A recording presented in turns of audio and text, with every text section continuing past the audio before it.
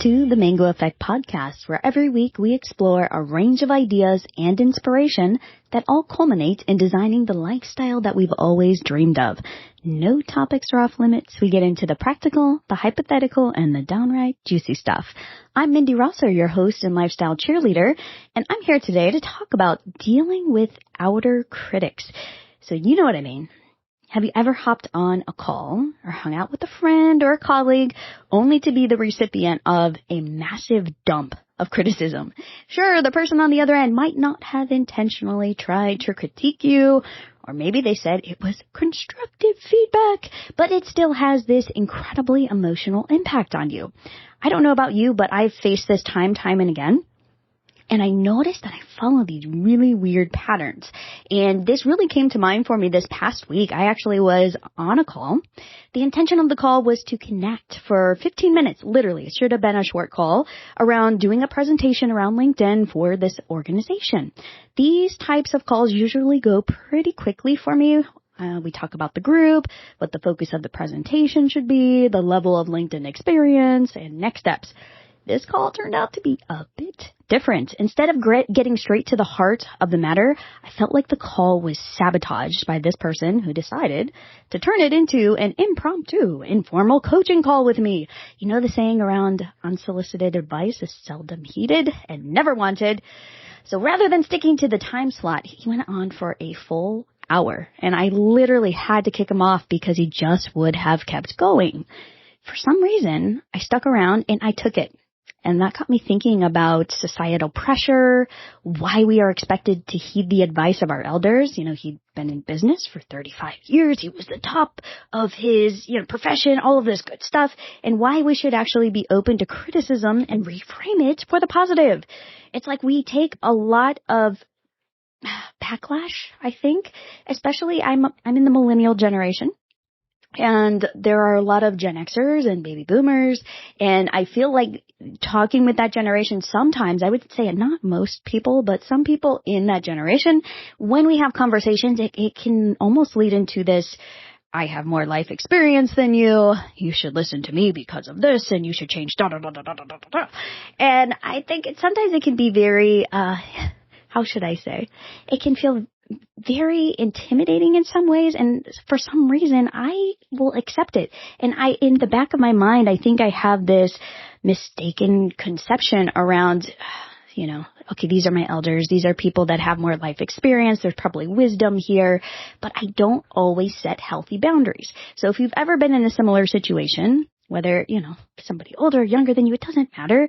It's just that, I guess it's a grandiosity, on the other side where they're like, I know better than you. You should change this, this, and this. And you just kind of are like, okay, all right, I get it.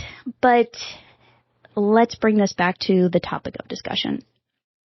So this call actually derailed me for an entire day because it took too much energy. It took too many, I call them spoons, too many spoons, and put me behind in my workflow. And is it his fault? I mean, yes and no. We could argue both ways, but I should accept full responsibility for what I allowed and why I allowed it. And it really got me thinking this week, especially since it happened. I thought, why did I allow that? And even when I came out and told my partner Jason about the conversation, I noticed that I did not tell him how I really felt. I actually said words like, this person gave me great feedback. It was constructive feedback. They shared so much wisdom. I think they were like an angel and I was listening to myself talk. I'm like, Mindy, what are you saying? It felt like that person just completely tore you down on one hand, built you up on the other, and totally left your emotions fragmented. And yet I feel this need to preserve my ego or how I felt about the situation. And I think we do this too often in business and in life, and we don't talk about it. And it's something that I've noticed also in a number of friendships and even talking with colleagues and other people in the space in the entrepreneurial world. It's like we feel that there's always something to learn here. There's a lesson to be learned here. And yes, that is true.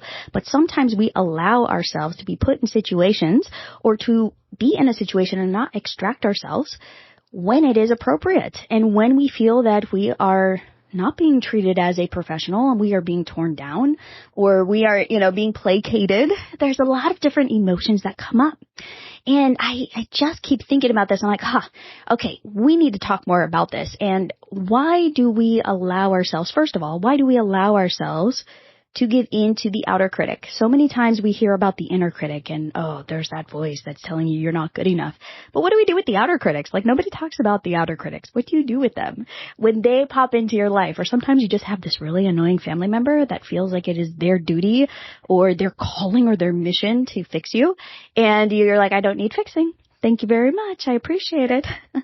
So it's how do we deal with this? I think from an emotional perspective, how do we deal with this from a practical perspective? Like, how do we get ourselves out of those conversations? And some of you may be really good at this. You're like, Mindy, come on. All you do is you say, okay, man, that's enough. Hanging up the phone now. I've got to go.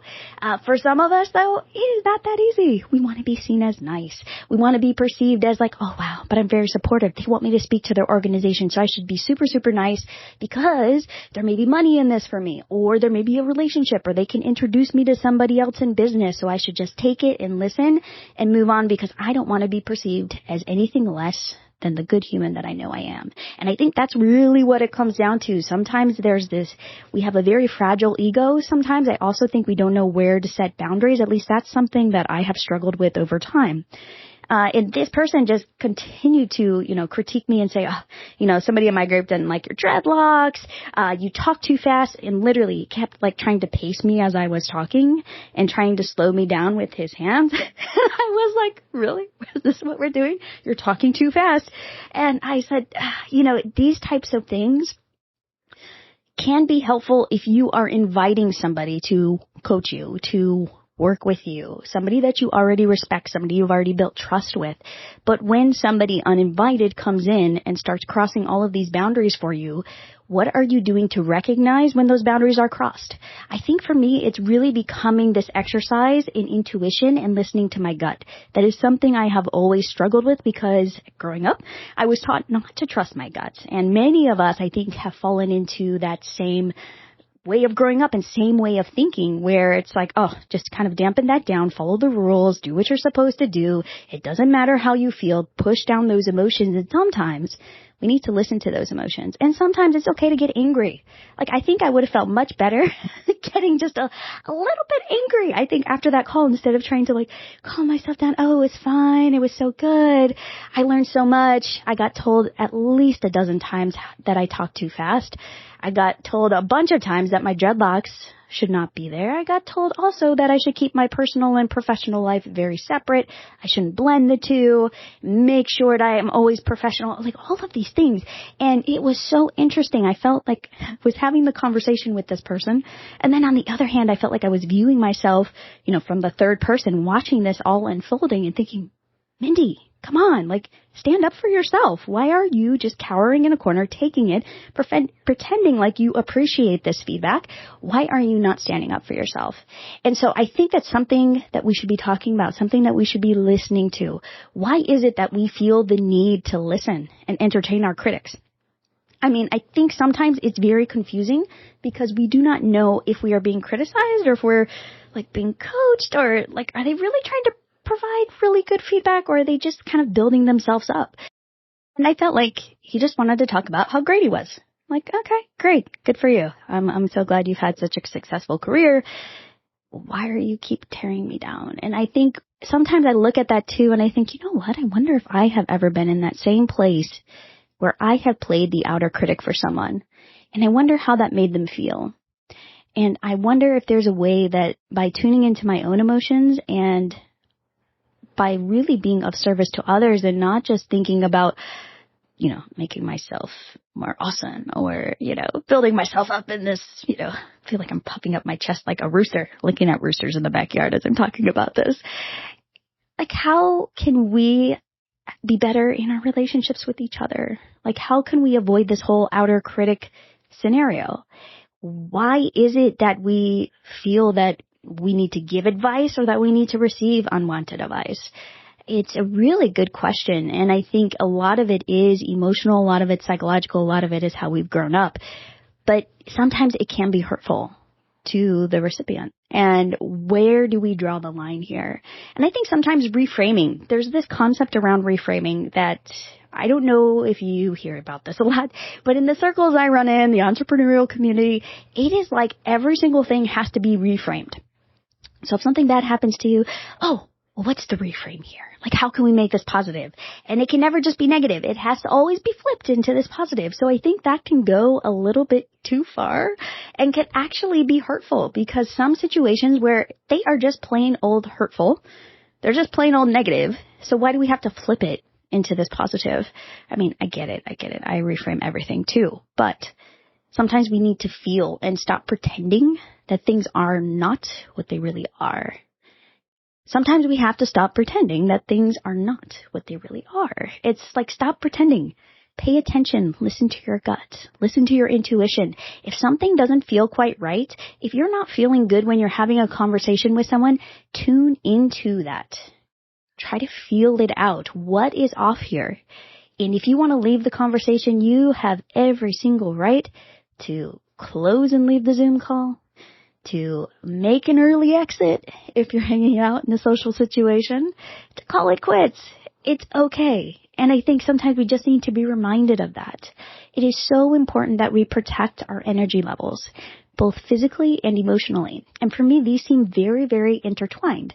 And I noticed that if you've listened to some of my other episodes about long COVID and just, dealing with energy fluctuations and unpredictability when it comes to, physical performance.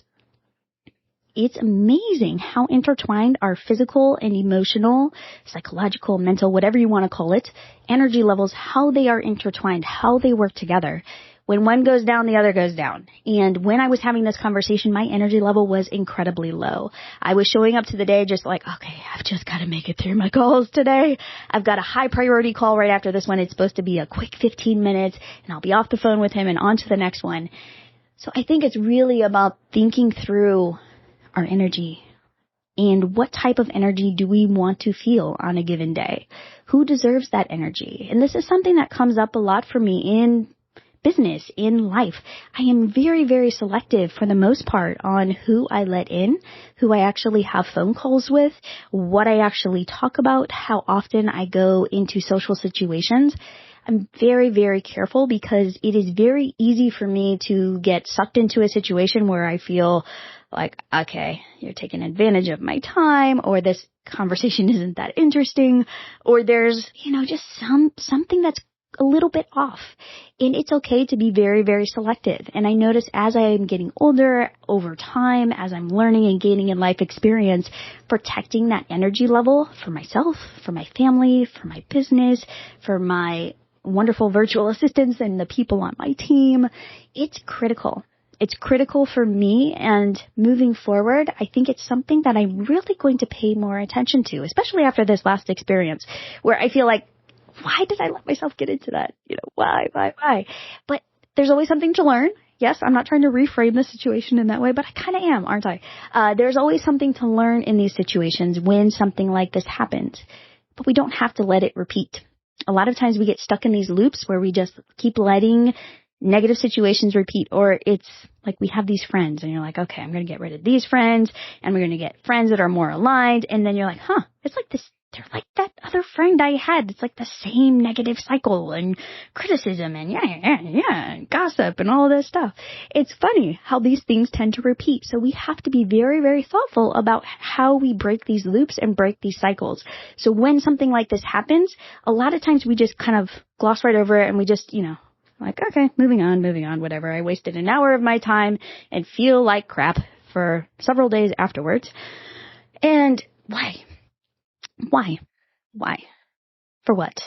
What is the purpose here? What's it for? That's a good question. I learned from Seth Godin, like, what's it for? Why are we allowing these things to come into our lives? What can we do differently moving forward? So what about you? Do you always welcome criticism? Is this something that you're like, oh yeah, this is great, it's constructive feedback? Are you always reframing? Are there times when you can actually look at a situation and realize it's not going to be good for you? And so yes, it may feel selfish in the moment to say, no, I'm not going to engage in that conversation. But really, is it selfish? Or are you simply looking out for the best for yourself, for your family, for your very close relationships, but not welcoming that criticism? I think there's something also in it that our ego just kind of attaches to. Like, it almost craves this criticism. Like, if we're not getting enough of it, there has to be some negativity somewhere. And it's like we can become like a magnet for this type of criticism as well. So where is the balance there? What do we do with our outer critics? Like, do we just kind of push them away? Do we cut them off? It's a really nuanced thing, I think, in figuring this out, especially like for me from the business perspective and this individual in the situation that I'm discussing. Like, trying to be professional, but also like, do I really want to do business with this person? Like, I don't really know. Who cares if there's money involved or not money involved? It's just like, it was a very interesting experience and really got me thinking about the types of people I want to work with. And where can I be more strategic? Where can I be and bring the best of myself and be my authentic self without feeling afraid that this person is going to criticize me, or one of their friends are going to criticize me for talking too fast or having dreadlocks or like silly things that I think, come on. We've moved beyond this. It's all about the content. It's not about, necessarily how I look in the presentation. So when people give us unsolicited advice, what do we do with that advice? Sometimes I feel like it does matter to pay attention. Like, if you're hearing the same things over and over again, I don't think it's always good to just ignore that. Sometimes, yeah, you should just ignore it. If it's kind of ridiculous and it doesn't really fit into how you see the world or your life view or what you value, yes, you should disregard it. I do think there are times when we should actually listen and understand what people are saying. But I do think we need a way to emotionally process it so it doesn't get stuck in our heads and do this negative loop. You know what I'm talking about, that negative loop where the situation just keeps playing in your head and you just keep hearing those negative words over and over again. That is not serving us. So how do we monitor that?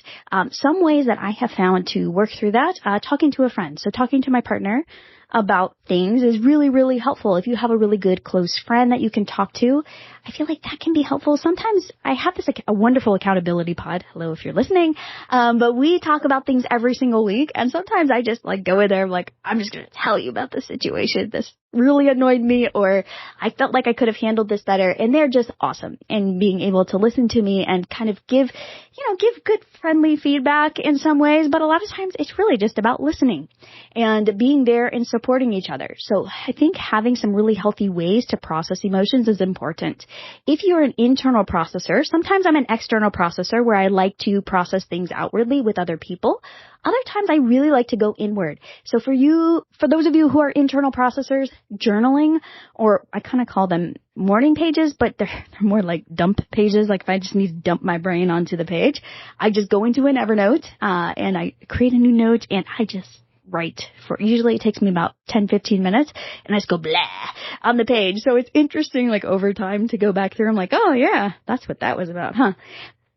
But usually something comes from that, and there's an insight that comes to me. I say, oh, that's what I was trying to pick up, or that's really what was getting me. It wasn't the actual situation itself or the words somebody said, but it actually triggered something that was deeper. So I think when we do feel these, attacks or this criticism or feedback, whatever you want to call it, it's what can we, yes, we're not trying to reframe it away, like we talked about that earlier, but what can we learn from this? Is there something that is triggering in there that is deeper than what they said? Because a lot of times it's usually deeper. It's triggering something, an insecurity, something from the past, something that, we've experienced that's been traumatic, or something that we just didn't realize was in the back of our subconscious.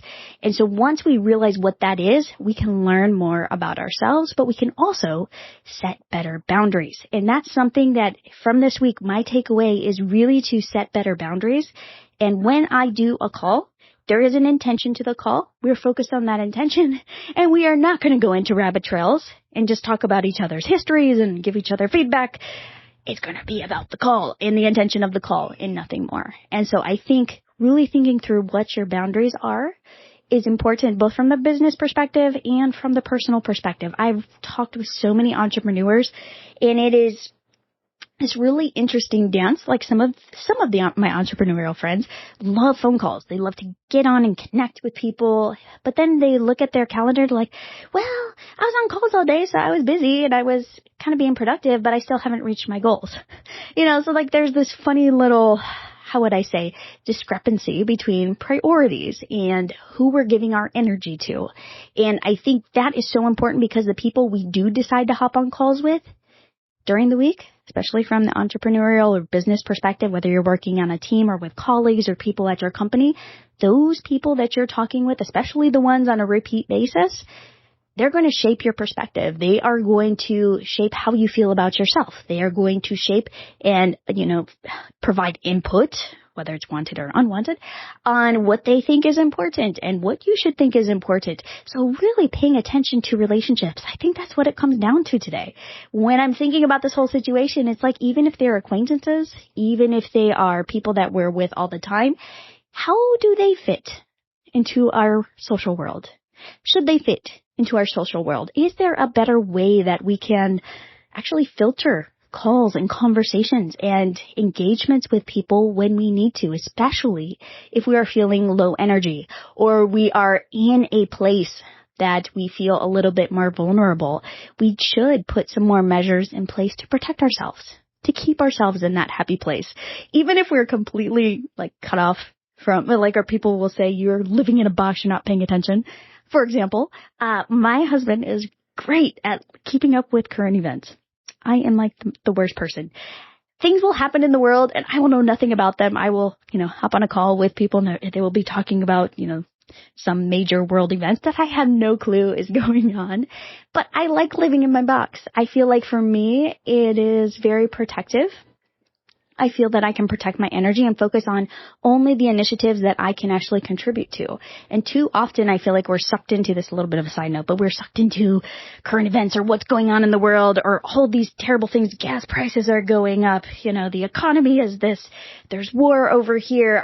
There are so many negative things that are going on in the world that we have to stay grounded and present in ourselves. And that is one of the best ways that we can contribute and bring good vibes and good energy to the people around us and actually start to make change. So I think it's really important, kind of on that note of protecting our energy levels and making sure that the people we are engaging with are not just kind of pulling us down, that they are actually pushing us up and supporting us. I know I kind of went all over the place today, kind of talking about energy levels and reframing, setting boundaries, all of the outer critic stuff and what to do there. But I hope this conversation was helpful. And if you've been in a similar place, you know what I mean. There's a lot to process around it. And sometimes it's not this linear, bullet-pointed conversation. Sometimes it leads to other things. So I'm curious about you. How do you deal with your outer critics?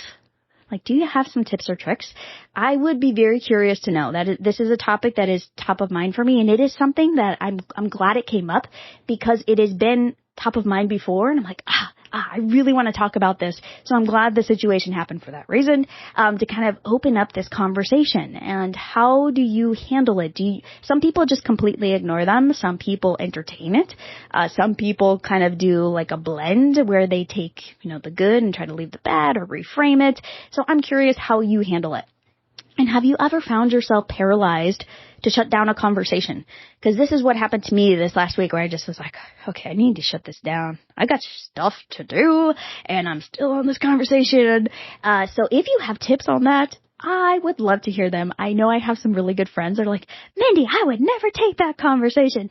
And I would just shut it down. I'm like, okay, well tell me how you do it and I'll kind of finesse it and figure out a good way where I can, shut down the conversation. So if you have some tips or tricks, I am all ears.